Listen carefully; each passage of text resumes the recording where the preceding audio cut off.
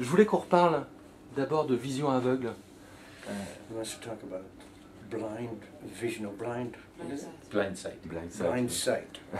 Qui est le premier roman qu'on a découvert en France, même si c'est pas forcément votre premier. It's the first book that's come out in French, but it's probably not your first book.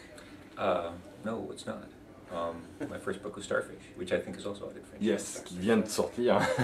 Je veux juste revenir sur Vision aveugle. Comment était un petit peu l'idée de ce premier roman? Okay, what's the idea Behind Blind Sight? behind the book, Blind Sight?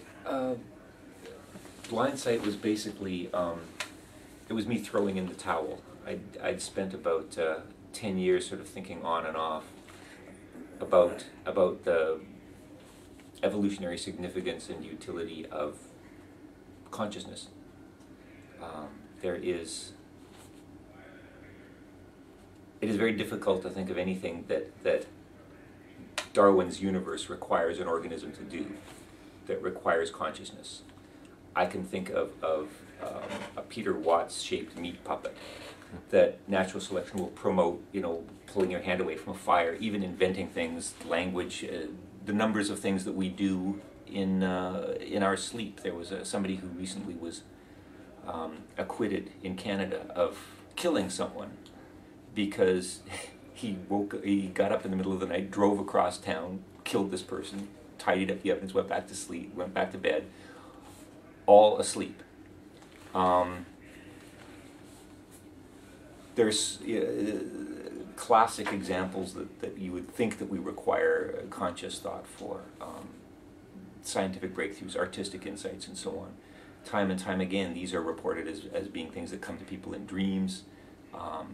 The classic advice when you're stumped by a problem is stop thinking about it. There's even been some evidence that when you actually consciously think about a problem, you're not as good at solving it as when you're simply forced to make a snap decision and let your subconscious take over.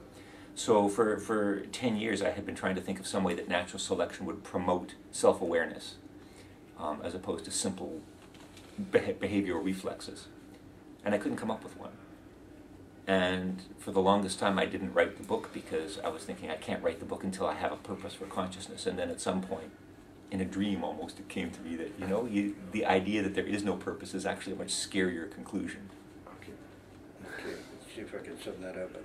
Bon, il dit qu'il s'intéresse depuis une dizaine d'années à l'évolution, à Darwin. Et le fait qu'il n'arrive pas à maîtriser le darwinisme pour éliminer la volonté, en fait, de ses actions. Il dit que dans l'univers de Darwin, il n'y a pas de contrôle du tout. C'est quelque chose, c'est presque automatique, c'est subconscient. Il lui donne l'exemple de mettre sa main au feu et qu'on le recule automatiquement. Et le nombre de choses qu'on fait, on les fait comme ça, sans réfléchir. Il parle d'une personne au Canada qui a tué quelqu'un, qui s'est levé et qui l'a tué pendant qu'il dormait. Donc il a été acquitté, parce que pas responsable. Bon. Donc il dit qu'il n'y a pas de pensée consciente, que c'est toujours dans des rêves, et que si vous avez un problème à résoudre, il ne faut pas y penser, il ne faut pas réfléchir là-dessus, il faut laisser mijoter en quelque sorte le problème, et la solution vient par le subconscient. Donc on rêve des solutions en quelque sorte. Et il dit que c'est ça le fond de base de ce roman. Il a passé 10 ans sans pouvoir l'écrire parce qu'il n'arrivait pas à résoudre ce problème de responsabilité, de conscience. Voilà. Should I just stop after every couple of sentences? That'd probably be a good idea. You nodded so properly and in such perfect time with what I was saying. I just assumed that I was. Yeah, but he understands. Well, you both understand what he's saying.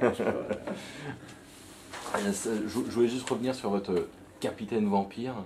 Comment est-ce que vous avez imaginé justement le vampirisme? Parce que ça, c'était vraiment intéressant. Capitaine vampire. Qu'est-ce que c'était encore? Il a un personnage de vampire. C'est le personnage du vampire. Et comment est-ce que vous êtes arrivé à ce personnage-là? How did you get there? The vampire was basically a wank. Ah ouais? A wank. Okay, It's- wank, oui.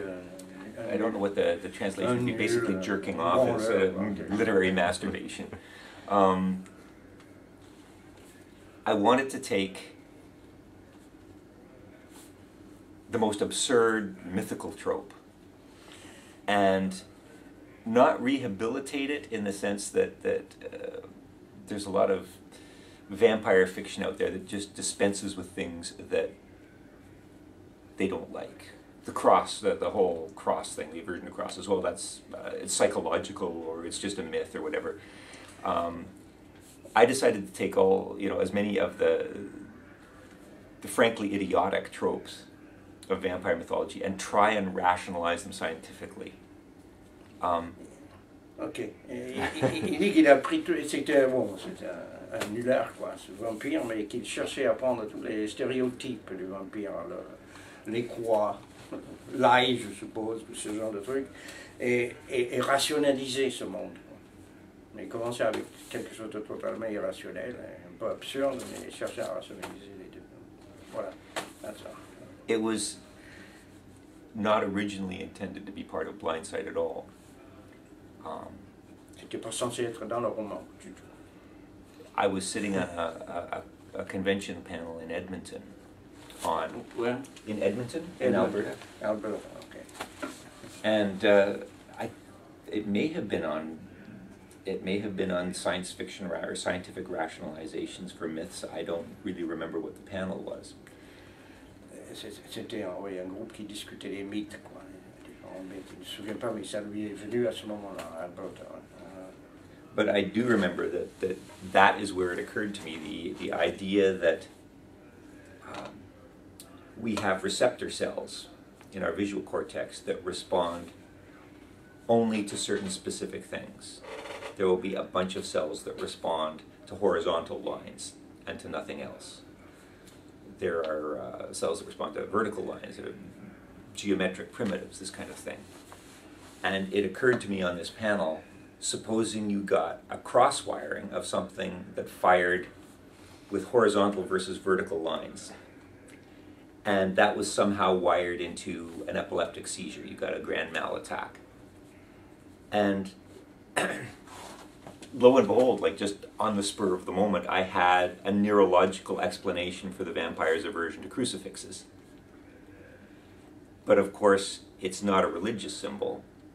It's something that would happen anytime you encountered right angles, which don't happen in nature that much. So natural selection would not weed them out. So I could see this trait getting embedded in a vampire population. And then the vampires would die out the moment we discovered Euclidean architecture, because all of a sudden they couldn't get close to their food supply. And at that point I figured, hey, if I can rationalize a fear of crosses, there's absolutely nothing about the vampire mythos I cannot rationalize. So that was the genesis of that idea. Vous voyez que l'idée lui est venue à ce moment-là que dans le cortex, dans la vision, on avait des senseurs, quoi, en quelque sorte, qui détectaient les lignes horizontales et des lignes verticales, et que qu'est-ce qui se passerait si ces deux récepteurs se croisaient.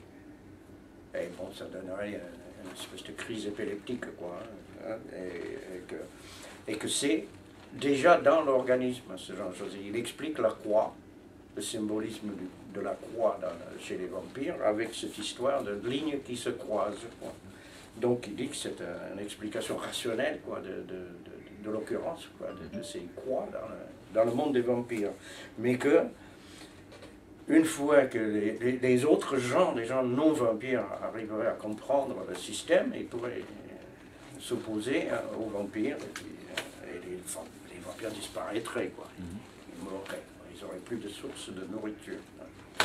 Voilà.